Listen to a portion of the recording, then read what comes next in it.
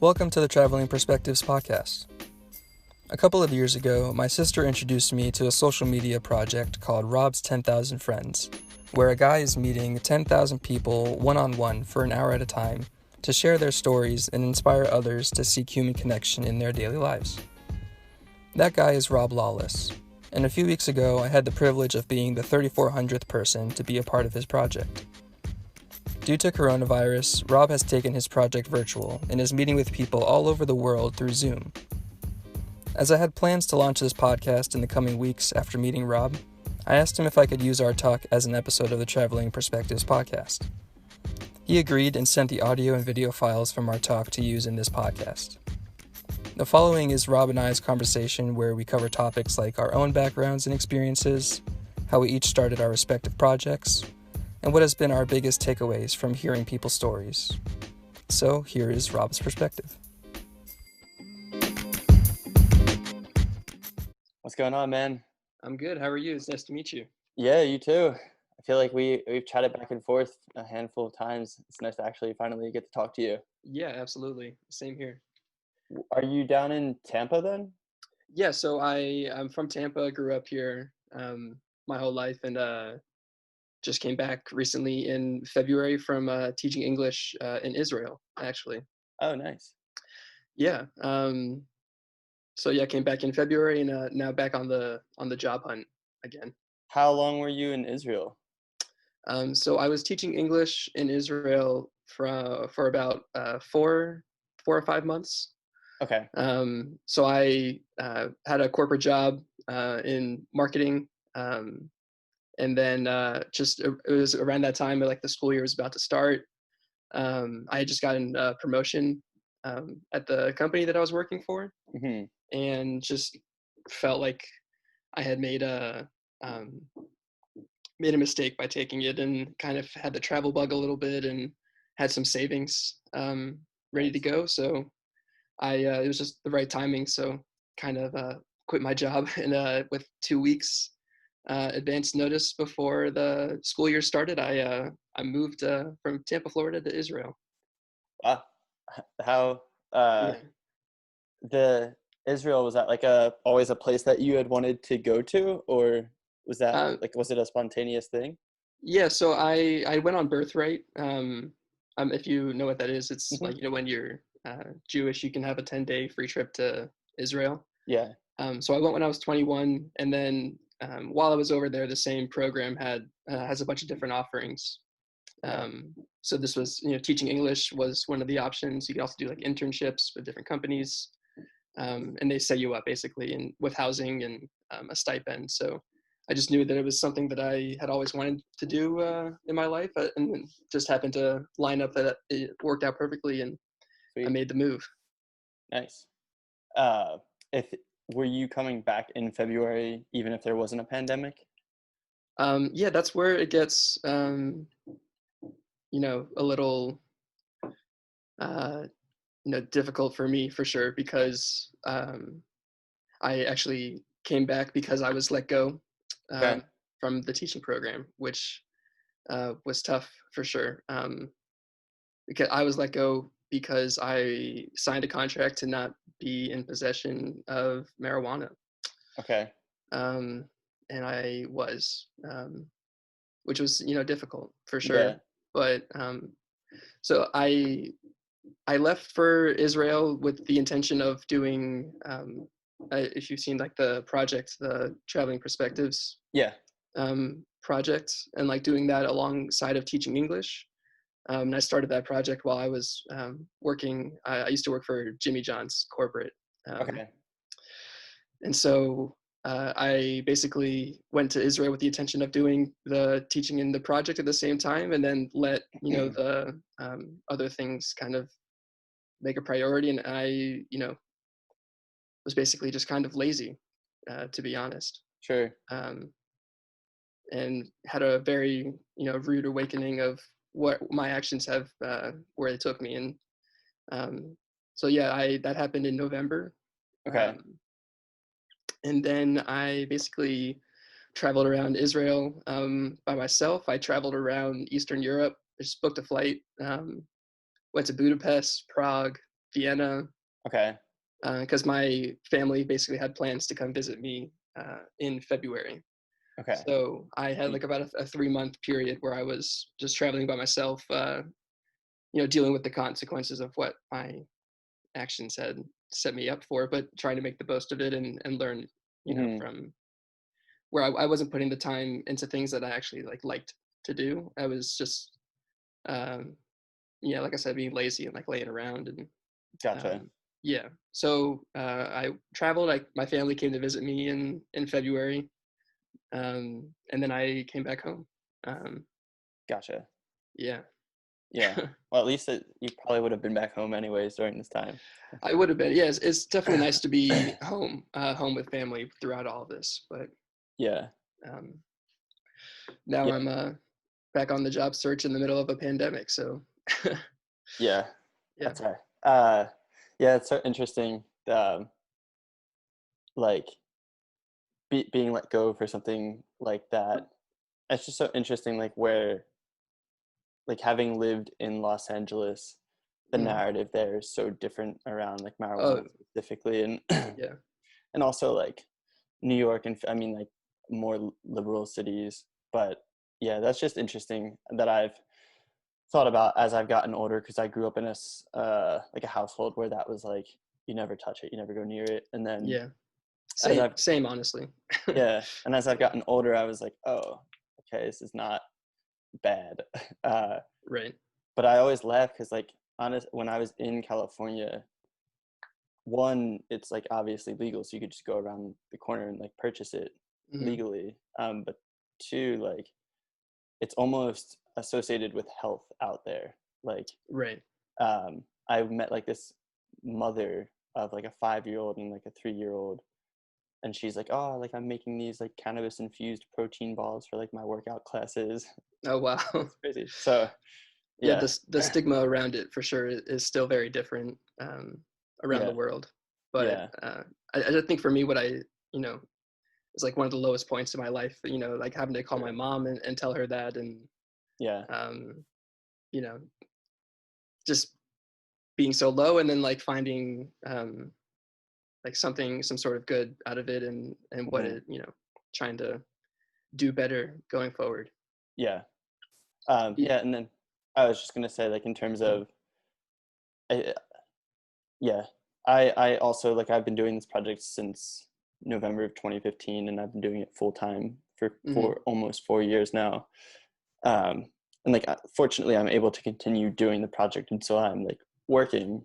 Right. Um, but I had a partnership with WeWork that ended in March, and so I'm also essentially like unemployed. So Yeah. I feel you on that front. Right. Yeah. So what was it that like at what point did you start you went full time and you're like I'm gonna do this for real? So I started it in November of 2015, and at the time I was working for a tech startup in Philadelphia. Hmm. I lived in Philly at the time, Okay. and I like when I started it.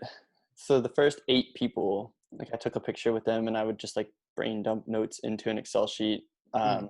And then after I met 8 people, I was like, all right, I'm pretty like committed to it. I'm gonna see it through. And then I added, like, I started the Instagram account, and then I added everyone to that in January of 2016.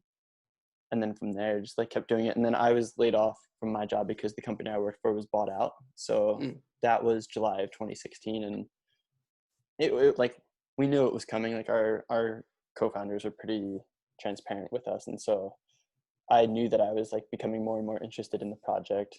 And the Hmm. month leading up to me being laid off, um, my project had started getting press in the Philly area, like small like publications that no one outside of Philly would know, but that still was the first time that I felt press, and so it felt really like inspiring to me. And so Yeah, like you're on I, the right path, right? yeah, and I knew I Yeah. wanted to go into it full time, and my mindset at that time was like, I'll do it 2 to 3 months full time. If it's not going well, I'll go back into consulting, because I'd studied finance and did consulting for Deloitte straight out of school. Okay.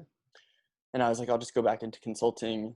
But if it does go well, then I'll just continue doing it. So like I ultimately finished out my lease in Philly, which was 11 months from the time I was laid off. And then at that point I'd met 1,000 people and I was like, all right, I'm just going to continue doing this. And my roommate from Penn State had invited me to go live with him in Los Angeles. And he was like, I have an extra bedroom for you. I can just host you, stay as long as you need to. So I Wow. went out with him for a summer, and then I moved back in with my parents that September.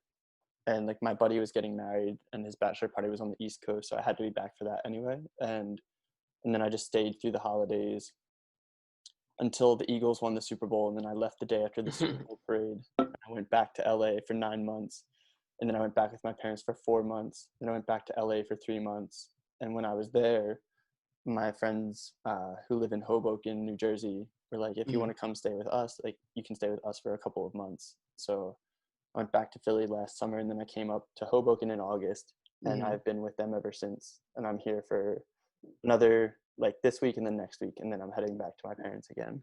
Oh, wow. Yeah. Man. So like I'm thinking about the like beginning of starting traveling perspectives and like asking that first person and coming up with the concept. So what like was there something that sparked the idea to start Rob's I 10,000 Friends or?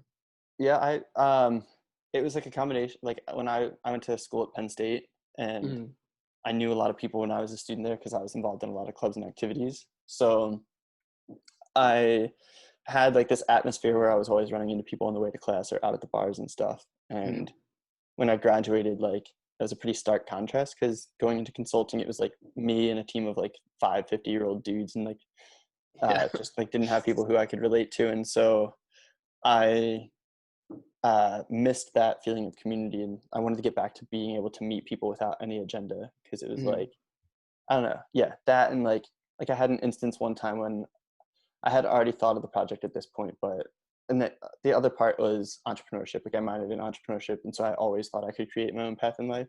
But like when I switched to the startup, I talked to one of my professors from Penn State, he was one of my entrepreneurship professors.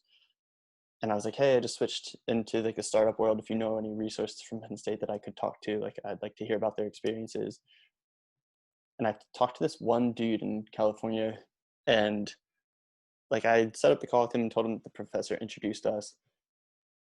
And like we got on the phone and we were talking, and like within like a minute he was like, what do you want, man? Like, why are you on this phone? Like, are you looking for a job? Like, why are you talking to me? And I was like, no, but I'm trying to like just connect, because I entered into like this startup world, and like I'm interested in what other people's experiences were. And like it just bothered me that he was so conditioned to be like, this guy has an agenda. Right. Want something from me. Yeah. Yeah. And so I was like, I'm just gonna find a way to meet people where there is no agenda. And through the project, like the project is the excuse, but it's like at the same time you're not talking for any particular reason other than to get to know each other. Right. And so that is kind of like how it started. And like 10,000 to me was like the kicker that made it something that could be turned into a career as opposed to just like a side project. Right. Yeah. That's very cool. Yeah. For me, like, so I had just graduated college when I started traveling perspectives, and I had my first job out of school. And what I was doing basically every Monday, I flew to a different city across the U.S. And then every Friday I flew home. So I was in airports every week, constantly flying around, and I got to be back home with my family for the weekend. But, you know, as a 23-year-old and like just out of school, you're kind of asking yourself those kinds of questions. That's like, is this even the right job for me right now? Am I making the right choices? Am I missing out on something else if I'm not taking other opportunities? And so I knew if I was asking myself these kinds of questions, then I knew that there were a bunch of people, you know, around my same age who were also asking themselves that. And was always interested in like YouTube and social media and videography, photography, and being on the road, you know, by yourself in hotels every week, and you try to find something to keep yourself busy. And not just laying around watching YouTube and Netflix. So I wanted to work on like my editing skills and you know, storytelling. So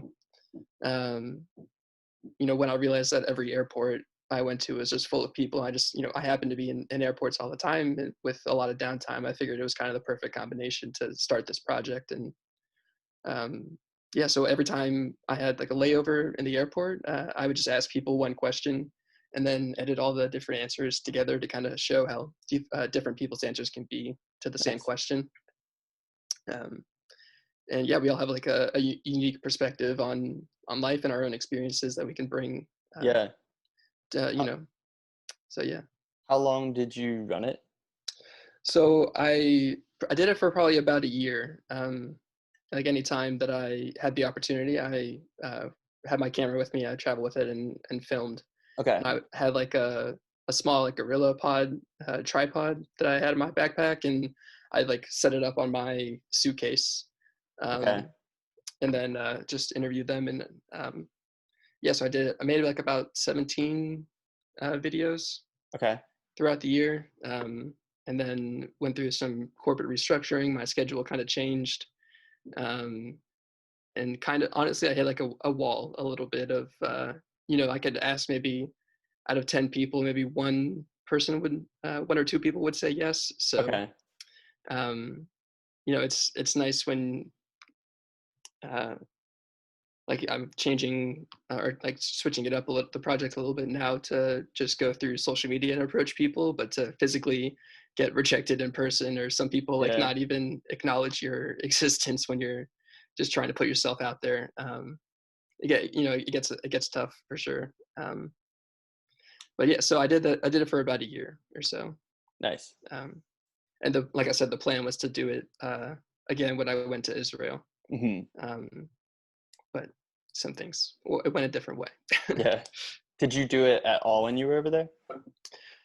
So actually, like once I got let go, I was like, I have nothing. Like I'm starting from zero, once again. So I went out and I had my phone ready with Google Translate, because everybody speaks Hebrew, and Hmm. also the area that I was in Israel, there's a lot of French people and Russian Okay. um, immigrants who have moved over. So I had all the keyboards for French and Russian and Hebrew ready to go, and I would basically say like I'm an American student here in Israel, and I'm filming a documentary. It's kind of like my pitch Yeah. about different people's perspectives. So I made the attempt to go out and talk to some people, and probably talked to maybe like 15 people, and got to two yeses. Okay. Gotcha. Yeah, a lot of people were like, "You want to do what?" Like Uh, they didn't want to be on.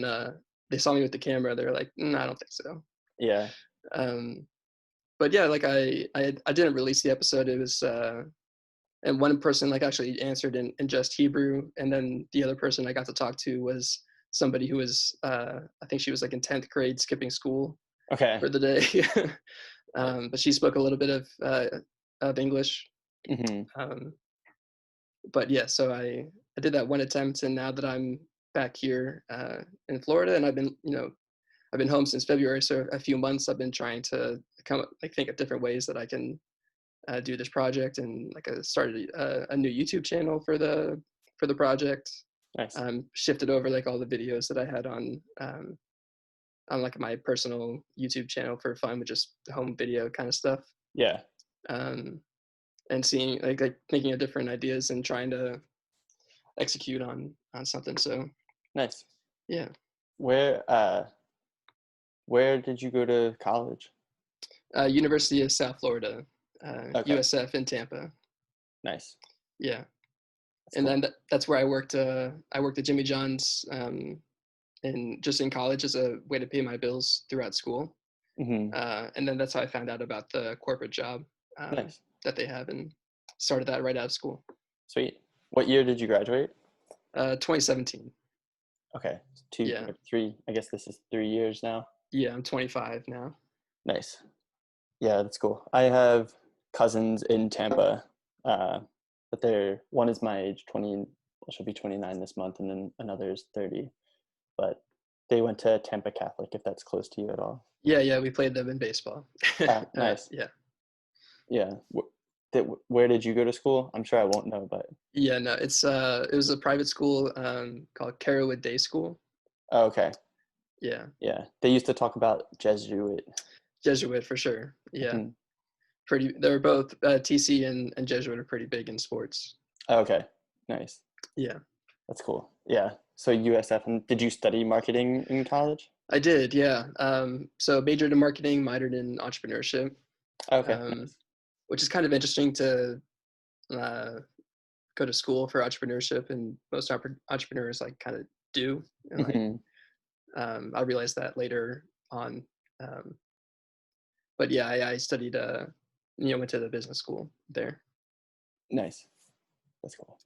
Yeah. What were you always interested in entrepreneurship? Like, Yeah, like I think I always kind of felt like I would start my own thing. And when you see different projects like like yours and mhm. Humans of New York, and um, ultimately, the goal is to continue to share people's perspectives, but it would be a dream if I could get to do this like all day, just but and then it takes, so right now I'm looking for a job where I can have some sort of stable income, some health insurance, get set up. Yeah. Right now I'm crashing at my mom's. She downsized to like a 1-bedroom condo while I Okay. was away in Israel, so I'm like crashing on the couch, and it's an interesting time in my life right now. But I'm looking for some sort of stability, and then so I can have my job, and then I can keep pursuing traveling perspectives. Nice. Is it just you and your mom and your family?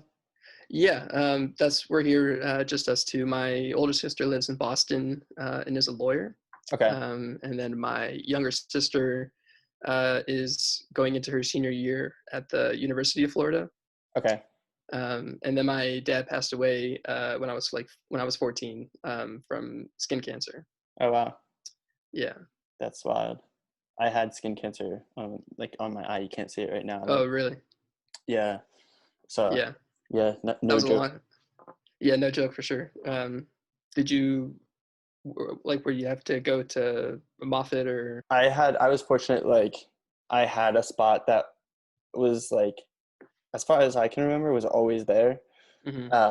I wonder if like I'll try to move in so you can see, but there's like A that is little bit, the right? scar right there, and then that is so they Mm, I had a spot like on my eye, and then my sister was working for Penn Medicine in Philadelphia, and she was like, "You need to get that checked out," and it was starting to like grow. And yeah, I went in. This was like 3 years ago. Like December of 2016. mm, And the guy took a biopsy, and he's like, "Oh, it's probably nothing, but just to be safe, like you're right. young." And then I was finishing up one of these meetings with this girl, and I got the call, and he was like, "Yeah, this is really weird, but it is skin cancer, so we're gonna have to get you in to get you operated on." Uh, Wow. but I was fortunate in that I went in that day, and like they did the Mohs surgery, and Hmm. like I was nervous because I was like, "This has been here for as long as I can remember, so I don't know if it's gone down to the bone or whatever." Right. Um, but they cut the layer out, and then fortunately, like they only had to do that one cut, and then like the line from here is because they took skin from there to graft it over the hole. Oh, okay. Yeah. Yeah, they found my dad's in his lymph nodes under his left armpit. Okay. And so he had it for 2 years from his diagnosis until he passed away in Wow. 2009. So Yeah. it's I think it'll almost be 11 years in May. Yeah. That's crazy. Yeah. My both my they're a married couple. My roommates, both of their dads passed away from cancer. Hmm. Yeah. Yeah, and then my dad's dad, so my grandpa as well, passed away when my dad was 12. Wow. So feels a little bit like a family history thing, Yeah. but Hopefully you don't continue down that path. uh, yeah, it's definitely crossed my mind for sure. Yeah. And like having that experience, it also kind of shifts your like world perspective, and how it's another reason why I wanted to do like go teach in Israel, or because having lived through that, it kind of shifts like every life decision that I've made. I keep that kind of in the back of my mind of like living for today, or you're Mhm. not, regretting anything and making those decisions, um, and making sure that you do the things that you want to do while you're alive. For sure. Yeah, life's too short. Yeah. Yeah. Are you super tight with your mom and sisters then? Yeah, absolutely. We're pretty close knit. That's nice. It's actually my older sister's birthday today. Oh, So nice. we FaceTimed her this morning, and she took the day off up there in Boston. And Oh, probably that's she's cool. enjoying the day. Yeah, that's cool. Yeah. My older brother, his birthday is on Monday, Oh, nice. this coming Monday, and my sister's later this month as well. So I'm the youngest of three. Okay. Yeah, I'm in the middle of three. So I got in the middle of two sisters and surrounded by women. Yeah, I Yeah. guess so. Yeah. That's it's me, and then yeah, I said I'm 29. My brother's 30. My sister's 34. So Mhm. we have like a nice balance. And then my mom and my sister are Yeah. very close, and like I'm very close to my mom and as well, and my dad. Yeah. Uh, Are so they all in Philly or? yeah, my mom and dad are still together. They're in the suburbs of Philly, like same house that I grew up in. Mhm. And then my sister lives about 20 minutes from them. And then my brother is in Midtown Manhattan. Nice. Yeah. Yeah, I met a lot of people from Philly in the program that I was in the teaching program. So Mm. some Lower Marion, Oh yeah, it's not far from me then. Conshohocken, and Yeah. yeah. My sister lives in Conshohocken. Oh, And I nice. grew up like 20 minutes from there. Oh, cool. Hmm. Yeah, they all seem to like it. Yeah, Philly's a cool place. Mhm.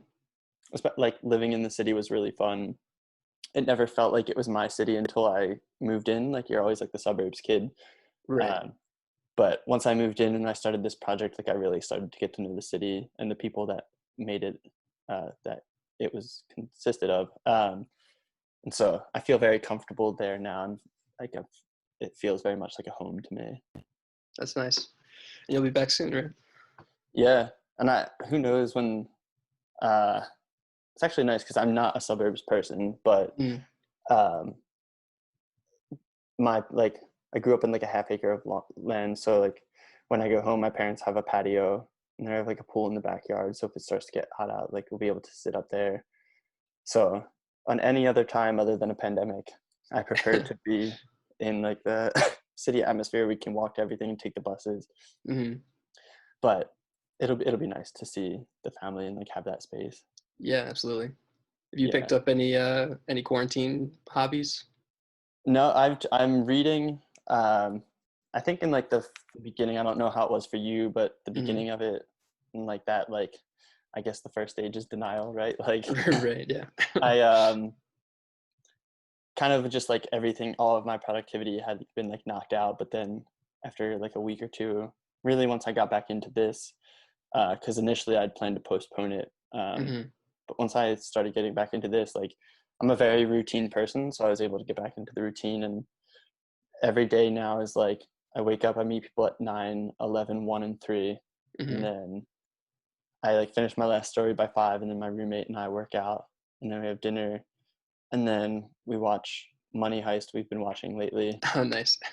so we're like in the beginning of the last season of that, and then I will always read at night before bed. So I'm like I wanted to read more this year, and I think I think I finished 6 books. I think I'm on my 7th right now.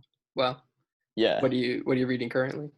I'm reading this book called sorry, Room Full of Mirrors. It's like a biography on Jimi Hendrix. Oh, that's awesome. Yeah, so my dad is like a fan of his, and I actually got it for my dad for Christmas, and he read it, and so then he gave it to me. But Nice. it's super interesting. Like, I'm not like a huge Jimi Hendrix fan, but I'm finding by reading Hmm. it, like I'm more interested, and even between my calls, like I'm listening to his albums to kind of like bring him to Some life. context. Yeah, Yeah. that's Uh, cool. but I've always loved biographies of like people, Hmm. especially like people who we still talk about a lot today and kind of romanticize. Right. Hmm. I'm not a huge reader, but I did come across this book in the airport. I was just looking for something to do, Yeah. and I picked up Questlove's Oh, book on creativity. nice. Like he talks about his, the roots come up, and how he likes to get involved and like talk with other creative people Nice. and hear their like process. And I would definitely recommend that one. That was really good. What's it called? It's called Creative Quest. I have it right Oh, over okay. there. But yeah, Creative Quest. It's really good. Nice. Yeah, I'll have to check that out because now I'm like confident for the time being that I'll be in a routine of continuing to read books, and so I need more ones. No, definitely. It's really cool because at the end of each chapter, he kind of proposes a question and like leaves a sheet open for you to like write your thoughts down as you're reading along. Nice. And his like he writes like he's talking, which that's cool. I found kept me like interested throughout the book. Nice. Yeah. How about you? Like, what has your quarantine routine been? Yeah. So I'll wake up. I've been trying to run a lot. Nice. At least like 4 times a week. Okay. Sometimes I'll stay in and stay inside all day, but I've been cooking breakfast sandwiches is my thing lately. Nice. So like trying out different spices in the eggs or throwing like hot sauce in the eggs while it's cooking. I don't know, different concoctions. I used to want to open up a food truck was a dream at one point. Okay.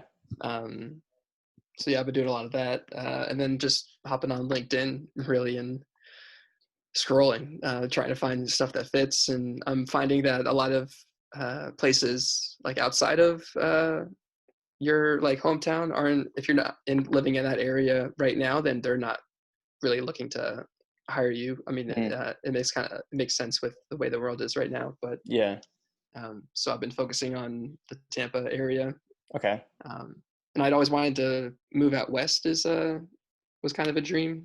Okay. Like Colorado and Denver, Portland, Seattle. Nice. So maybe that will happen someday. But looking around Tampa Nice. at the moment. Are you planning to hop back into the corporate world? I think so. I think I've been going through like, a lot of interviews lately. So I've got my spiel down of who I am and my experiences. But okay. I just had an interview yesterday with DocuSign. Yeah. For a sales job with them. Nice. And actually in Seattle. So I had a friend refer me. He's cool. Used to work at Jimmy John's with me, and now he works over there. So nice. Hopefully it went well. It's my second interview with them. But really at this point, I'm just going to take anything that I can. I'm looking for some sort of income, and health insurance would be nice. Yeah, that's true. So when did you arrive in Israel? In August of 2019. In August. So you taught for like three or so months? August to November. Okay. Yeah. August. What, 4 months? Okay. Yeah, 4. And then how long were you supposed to teach? It was supposed to be for a year. Okay. So from August 2019 until July, like beginning of July. Okay. And then a lot of my friends who are over there now have also left the program due to coronavirus and are back home with their families. So I think the program because there's a bunch of different cities that do it. So just in the city that I was in, had maybe like 25 people, 25 teachers. Okay. And I'd say there's maybe like 11 or 12 that are there now. So a lot of people went home. Yeah. I was going to say, so if you did the program, I guess you would still be thinking about what came next. Yes. Yeah. I'd still be in Israel right now, Mm-hmm. So it's I don't know, like I'm definitely happy that I'm back home. In the moment it didn't feel like such a good thing to be going through that, but sure. I'm definitely happy to be back. And I learned that I don't want to be a teacher. So try different things, seeing what kind of fits, and I don't think I have the patience for it. Yeah. What grades were you teaching, or people? Like it was 3rd through 6th grade. Okay. And then so I was in like an actual Israeli school, and kind of like a teaching assistant. So I would take maybe 2 to 4 kids out at a time. Hmm. And so I had another co-teacher who was also like a teaching assistant in the program with me, and then one main English teacher that we Yeah. would follow around basically all day, and take kids out who needed like the individual attention. Gotcha.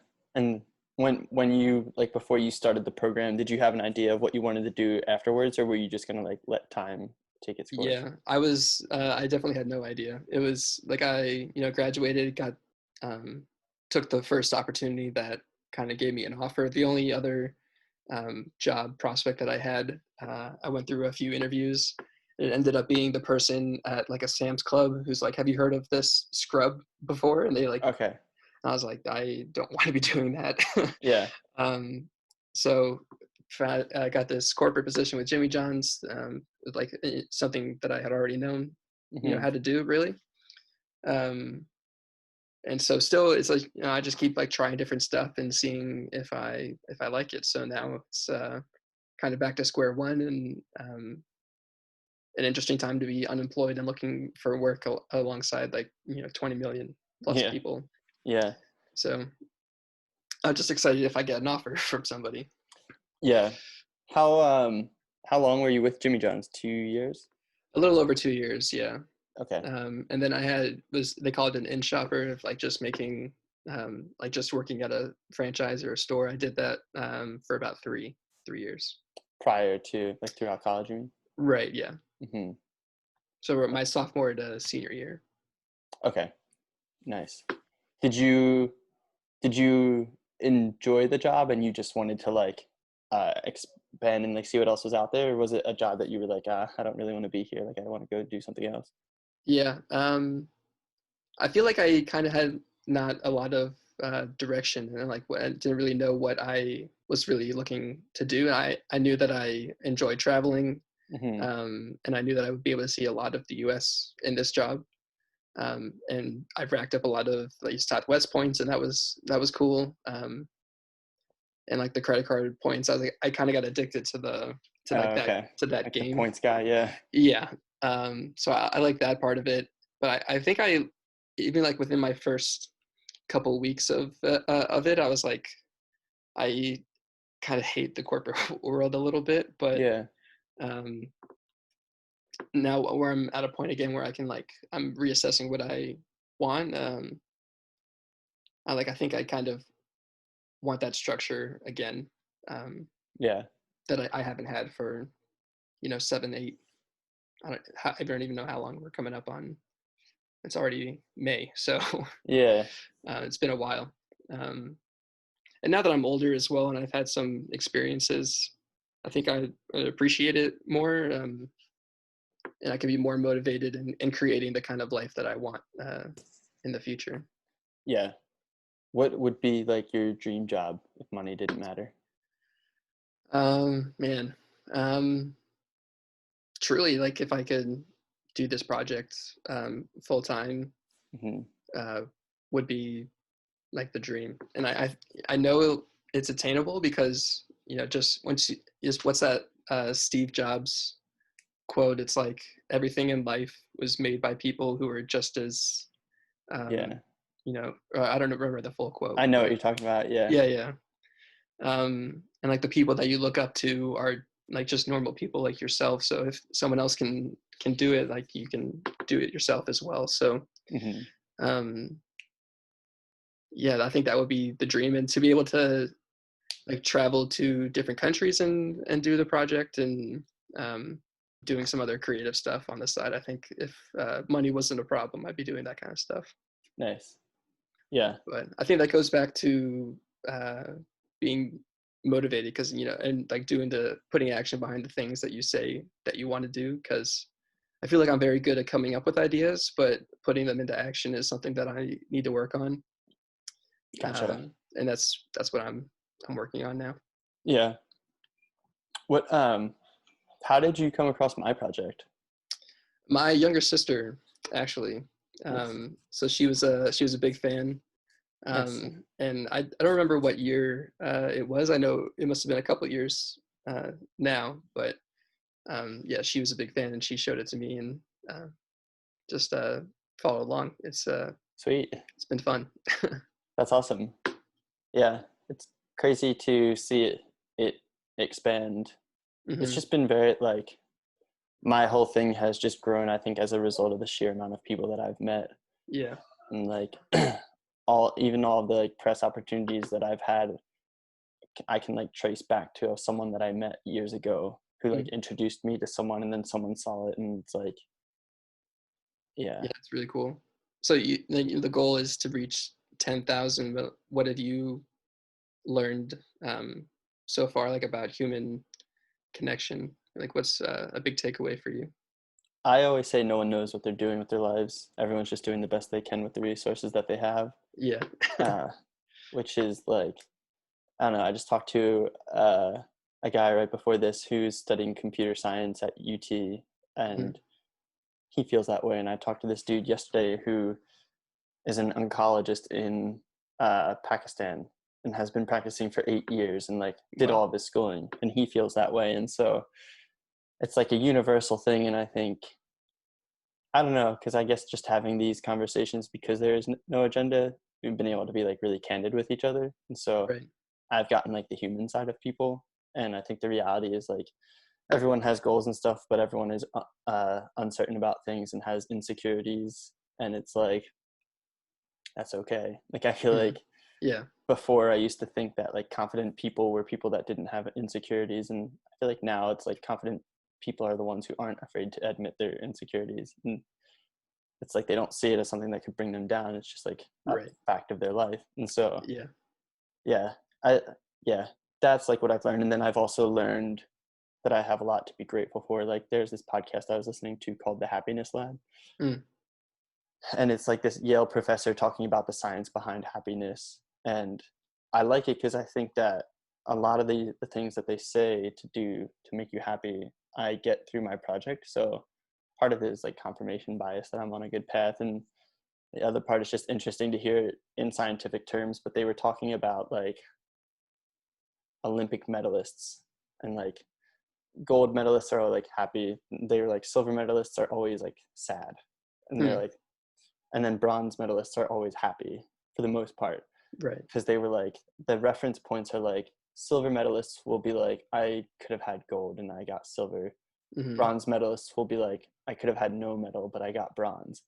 And so they talk about reference points, and I think that this project has given me a lot of reference points to understand where my life fits in to other Hmm. people's.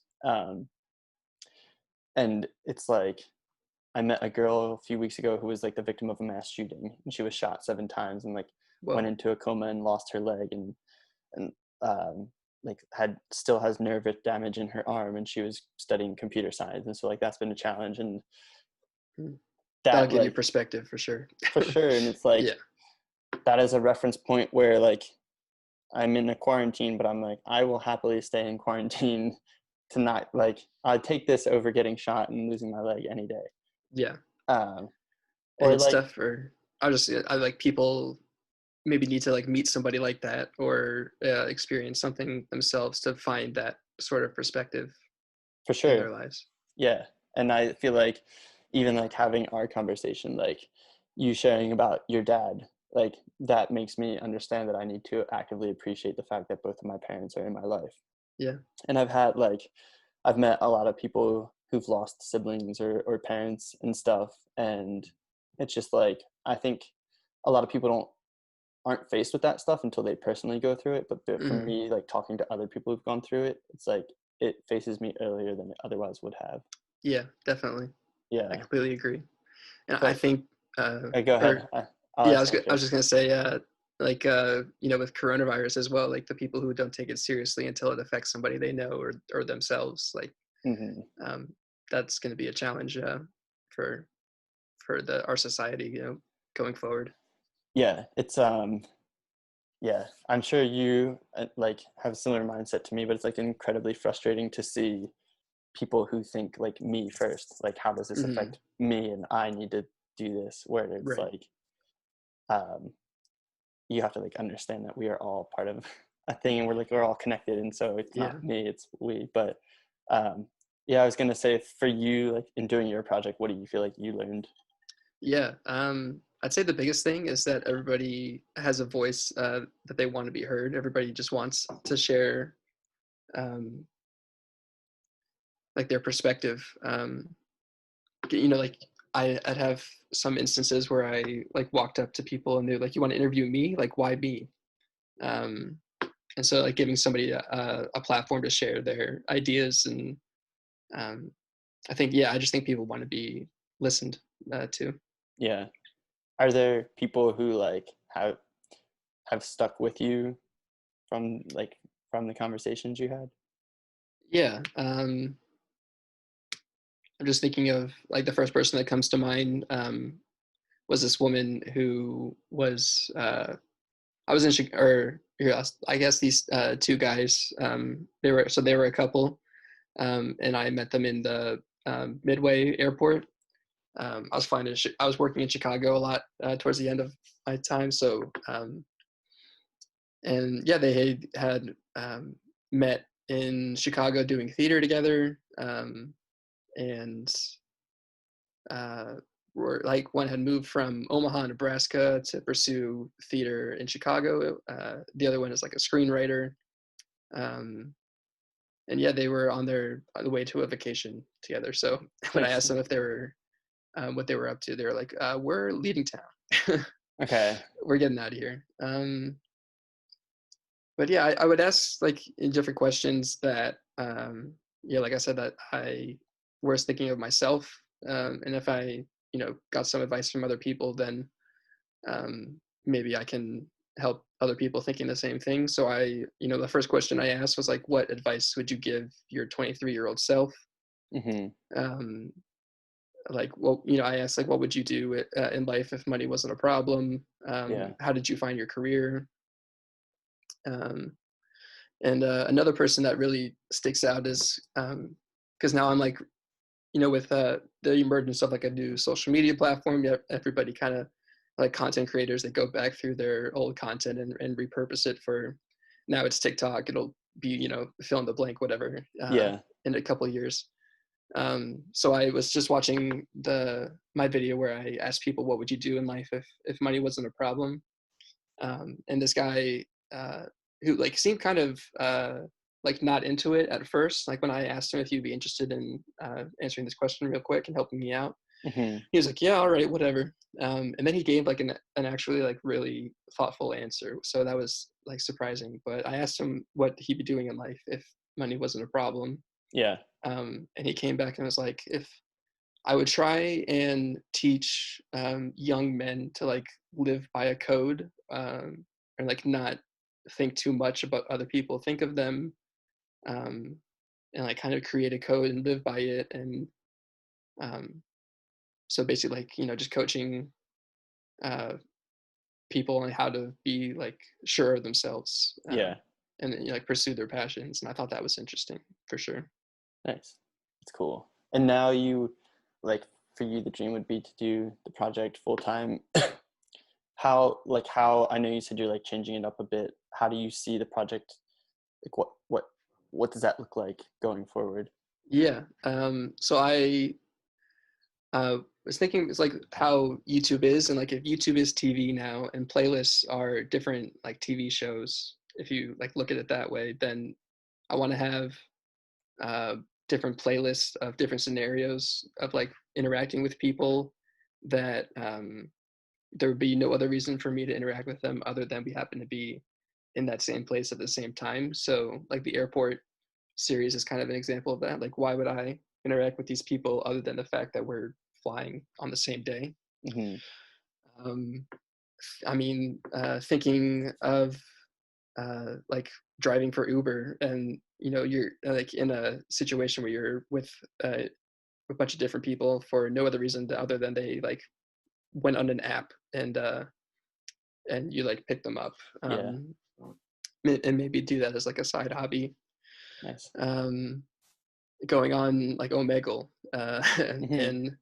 and people are there looking to talk to strangers anyways. So Yeah. and then just asking maybe like asking them one question and then cut all the different answers together and keep that kind of structure.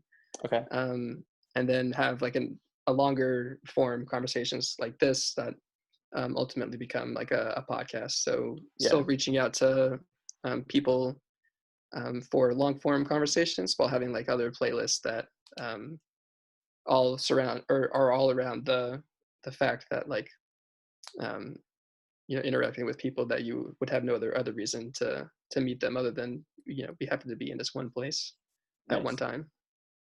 So like taking those chance encounters and like unpacking them. Right. Yeah. And who knows what other opportunities there could be from that. Um, it's kind of it can go anywhere really.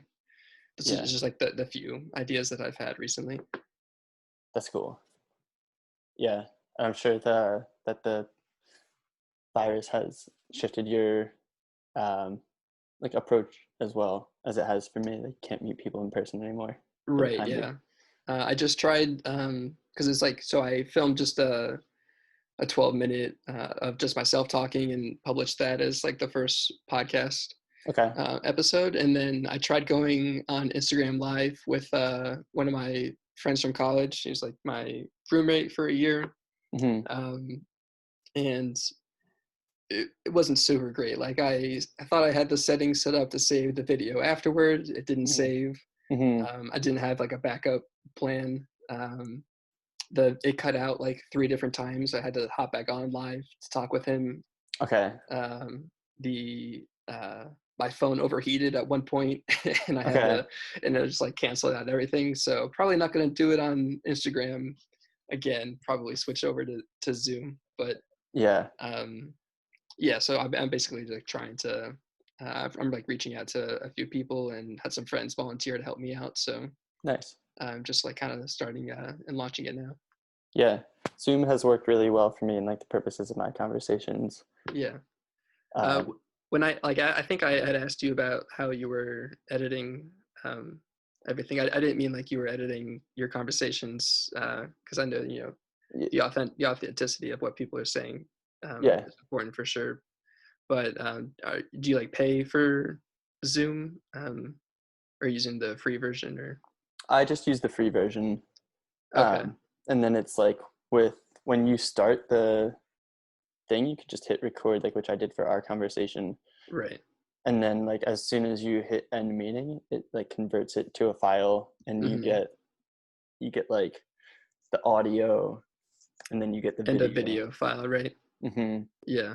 And then I was trying to find a way because like to go back and forth when you're flipping from your screen to like my screen. I think that's what I was.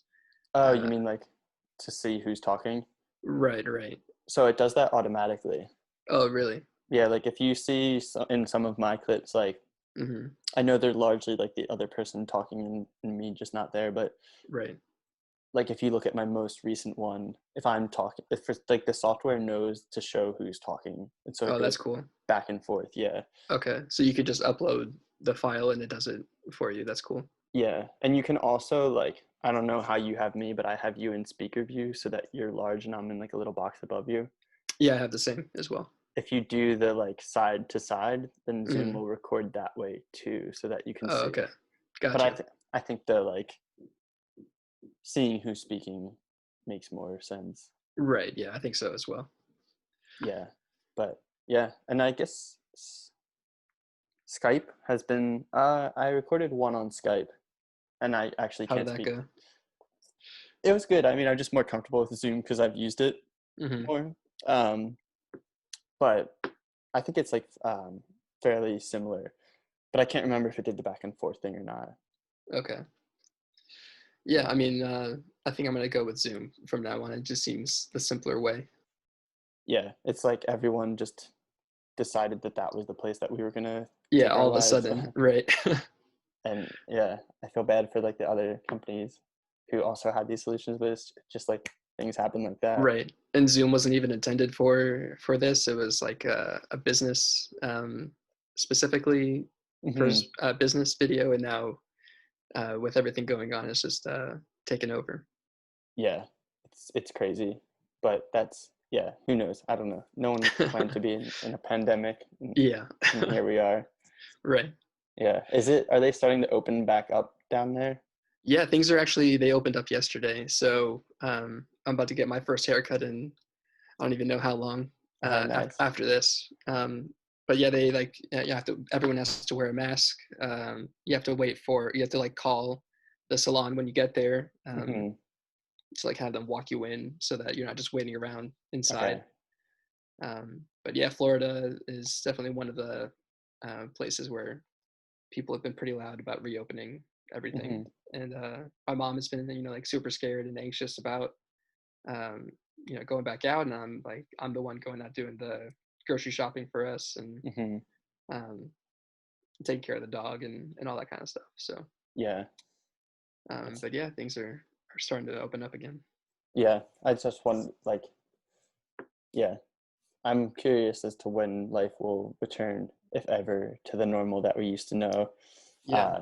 Because I was like, I'm sure that over the next year, when things open back up, like it'll be steps towards uh, what was normal. But yeah, like you said, even if the Right. state is open, like doesn't mean you can't not wear face masks and stuff. And Right. Yeah. And like, I don't think this virus is going away anytime soon. So, yeah, I think um, like the more I think about it, the I'm budgeting for like next summer.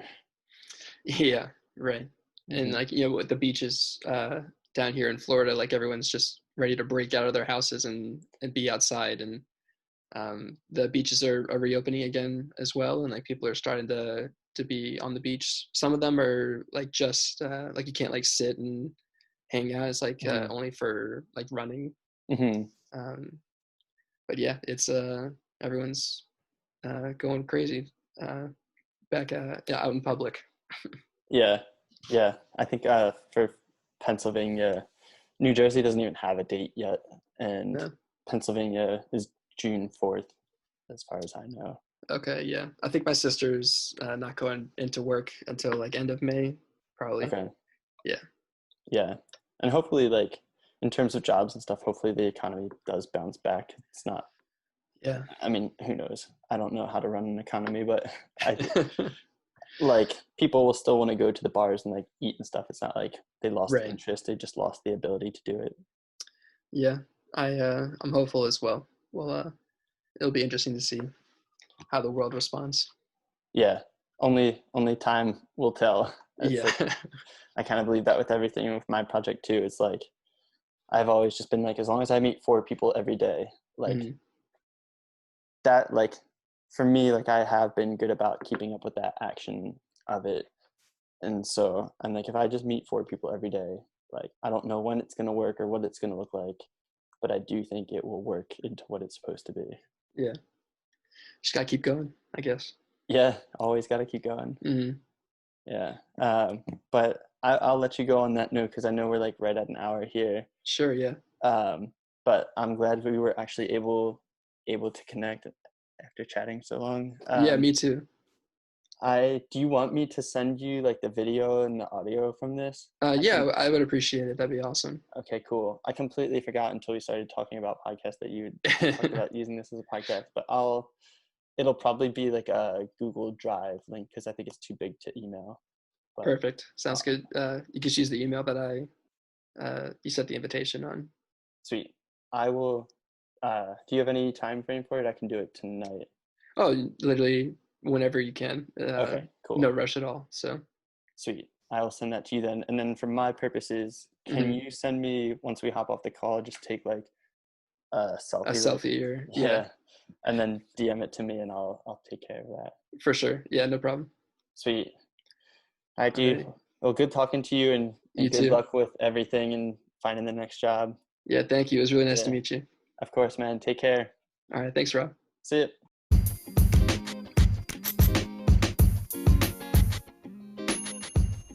I've been ending every podcast by asking people what they want their legacy to be.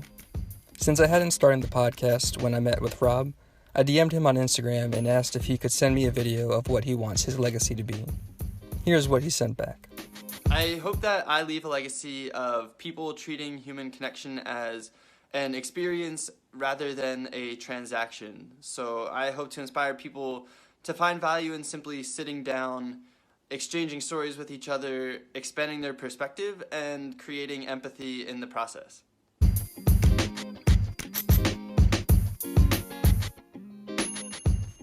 I want to thank Rob for being so supportive as I start on this journey of sharing people's perspectives. You can find Rob's project on Instagram at robs10kfriends, and if you want to be a part of his project too, just send him a DM. Thank you so much for listening to the Traveling Perspectives podcast. You can find content from the project on any social media platform. All you need to do is search Traveling Perspectives. Thank you, and I'll see you next time.